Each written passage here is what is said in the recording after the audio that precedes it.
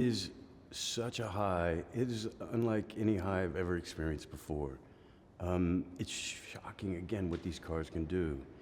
And I think the first week is just, first week, first month, is really just learning to trust the car. The car will do it. The car will stick to the ground. The car will brake. Just trust. Trust the car. And this was a constant mantra with me.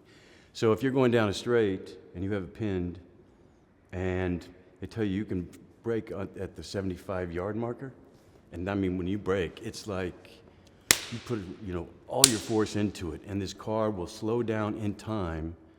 You could go from 180 miles an hour to 40 miles an hour, like that, in the shape of that amount of space.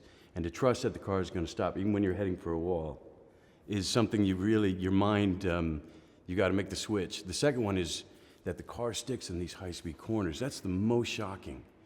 You just think there's no, any other car is going to roll. These things, it's the more you put into them, the more it gets compacted to the ground, the better it sticks, the faster you can whip around this corner. And I mean, by the end of it all, we were hitting speeds that just felt like, the physics of it all just wanted to rip your head from your shoulders. It was so awesome, so staggeringly awesome. What these cars can do. My first moment of filming is at Silverstone, race weekend, in front of 120,000 fans.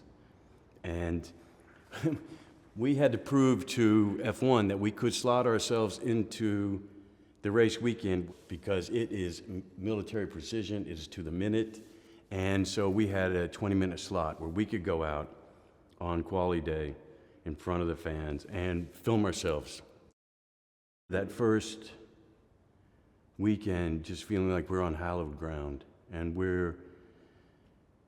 are stepping into a sport that is so revered and treated like religion and has such a profound history to it. So it's very humbling, and we just wanted to make sure we didn't get in anyone's way, and that they could focus on what they needed to do, and we could tell our story as embedded into this race schedule.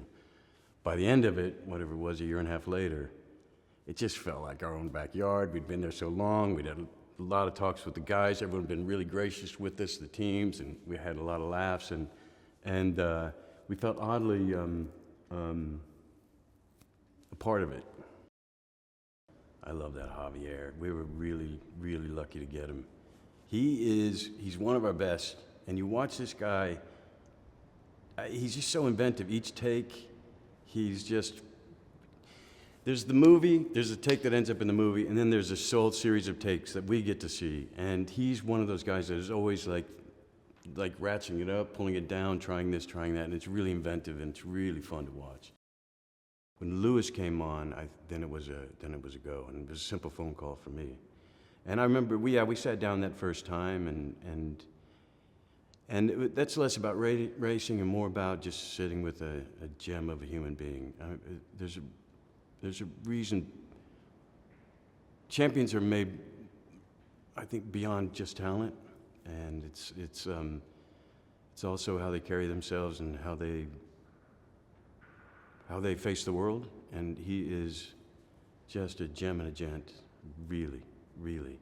And then you come to the expertise that he has brought to this thing, and he would give us like 12 hours in a day, and we would just sit and just query and throw questions at him, and what about this? And he really helped shape this film.